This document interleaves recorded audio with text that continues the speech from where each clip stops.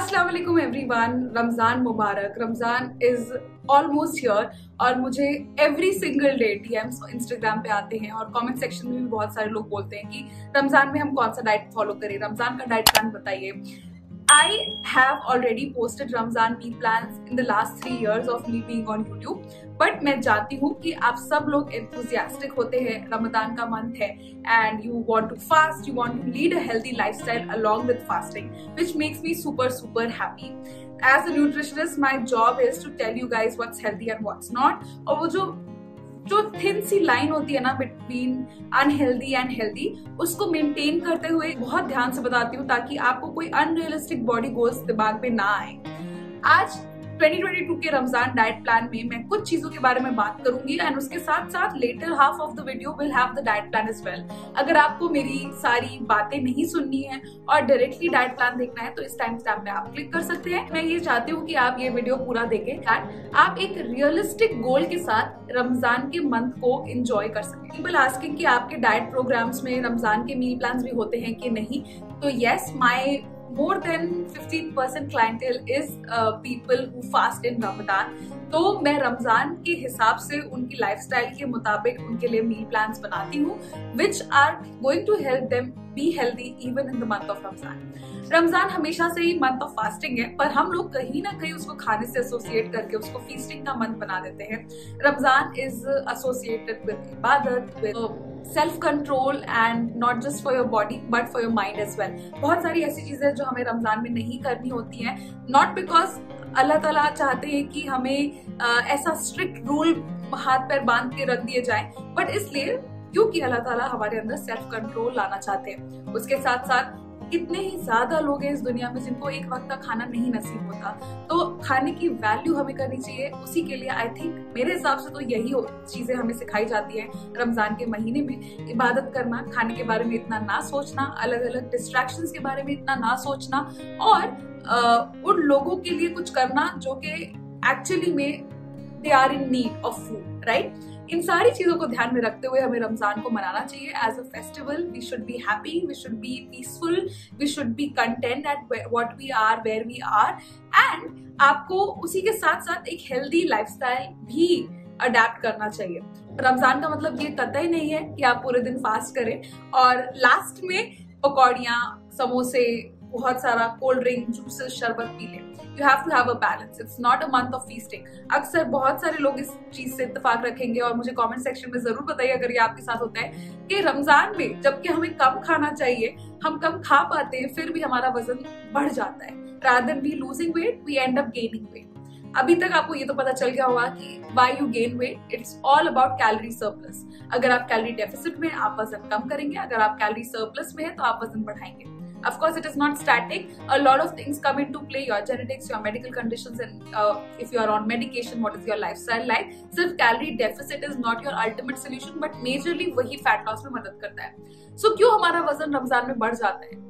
रमजान में हमारा वजन इसलिए बढ़ जाता है क्योंकि हम जरूरत से ज्यादा खाना खाने लगते हैं। हमारा माइंडसेट ऐसा होता है कि पूरे दिन कुछ नहीं खाया है, 16 घंटे 15 घंटे कुछ नहीं खाया है, तो अब जो खाने का टाइम है तो बहुत कुछ खा लो ताकि हमारी एनर्जी लेवल्स बरकरार रहें। पर ऐसा नहीं होता है। That's not how you are supposed to function. Even in Ramzan, you have to follow a routine. Even in Ramzan, you have to work out. Even in Ramzan, you have to make sure that you are hydrated enough. You take care of your fruit consumption. You take care of your overall body steps. You take care of your exercise routine. Because that is how it should be.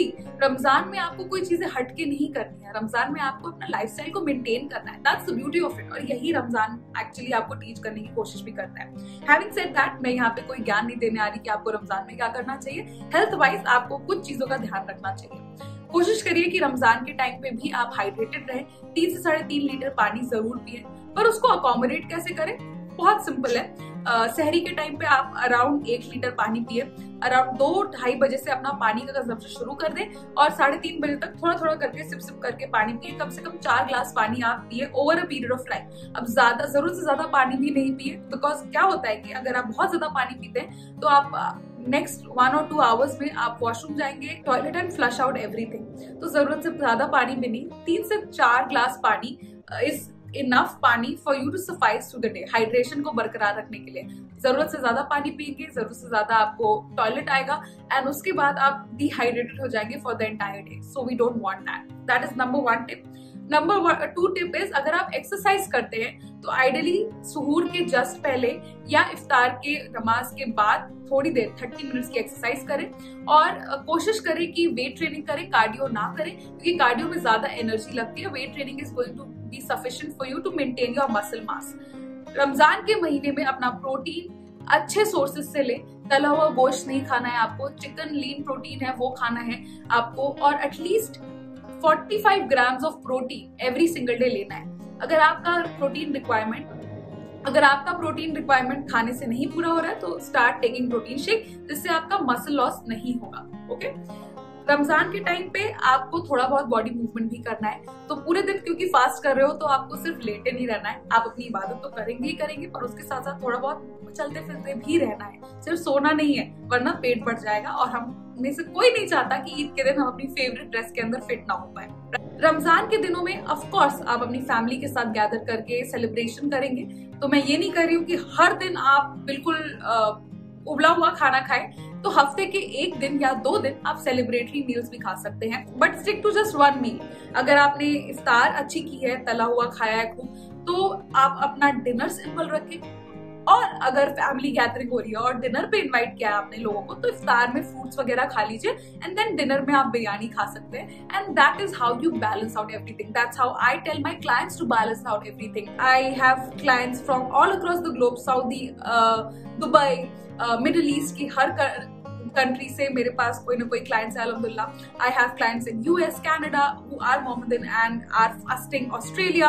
तो मैं उनको यही कहती हूँ कि family gathering में भी थोड़ा सा लिमिट करके खाएं। So there is a protocol that you follow and you will be good to go. आपका वजन नहीं बढ़ेगा अगर आप ये बेसिक चीजें करेंगे। अब एक सिंपल डाइट प्लान मैं आपके साथ शेयर करूंगी। उसके साथ साथ जब रमजान शुरू होगा तो इंशाल्लाह मैं आपके लिए व्लॉग भी करूंगी, हफ्ते के 1 दिन तो जरूर करूंगी, to show you how a nutritionist follows fasting and does her daily chores as well along with it and does not put on weight. Okay, I am sure you will, I am sure आप लोगों को काफी पसंद आएगा। सुहूर से शुरू करते हैं। सुहूर में आप चिया सीड पुडिंग ले सकते हैं, ओवरनाइट ओट्स ले सकते हैं, अंडे किसी भी फॉर्म में ले सकते हैं। ज्यादा नमक ना डालें अंडे में, क्योंकि डिहाइड्रेशन अगेन हो सकता है विद एक्सेस ऑफ सॉल्ट। सो कोशिश करें कि अंडों को ज्यादा नमक से सीजन ना करें, आप ब्लैक पेपर से सीजन कर सकते हैं। सो ये 3 ऑप्शंस। उसके साथ साथ आप एक पराठा भी ले सकते हैं विद अंडा, so that you get enough carbohydrates as well. आपकी कोशिश रहनी चाहिए कि इन द सुहूर टाइम आप कार्बोहाइड्रेट्स, फैट्स और प्रोटीन तीनों इनकॉर्पोरेट कर लें। सो अंडा पराठा इज बेस्ट। उसके साथ साथ 1 कटोरी दही ले लें जिसकी तासीर ठंडी होती है। सुबह उठते ही चाय कॉफी अगर अवॉइड कर सकते हैं तो करें, पर पूरे दिन अगर सर में दर्द रहता है तो 1 कप छोटा सा कॉफी या चाय का ले सकते हैं आप, ठीक है।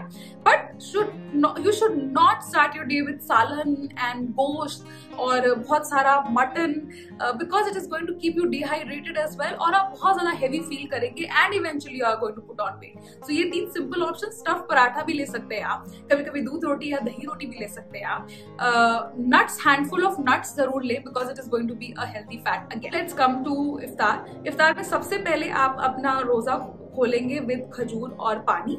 उसके बाद आप शिकंजी ले सकते हैं, आप कोई भी शरबत ले सकते हैं 1 ग्लास, और कोशिश करें कि उसके अंदर बहुत ज्यादा चीनी ना हो। शहद में शिकंजी बनाएं या आइस ग्रीन टी प्रिपेयर करें। आइस ग्रीन टी तो उसकी रेसिपी बहुत जल्द आएगी, स्टे ट्यून्ड फॉर दैट। तो इस तरीके से आप अपने फास्ट को ब्रेक करें। उसके बाद आप कोई भी एक फ्रूट ग्रैब इन कर ले, seasonal fruit, mango is in the season, mango ले सकते हैं, वाटरमेलन ले सकते हैं, and then have a sandwich.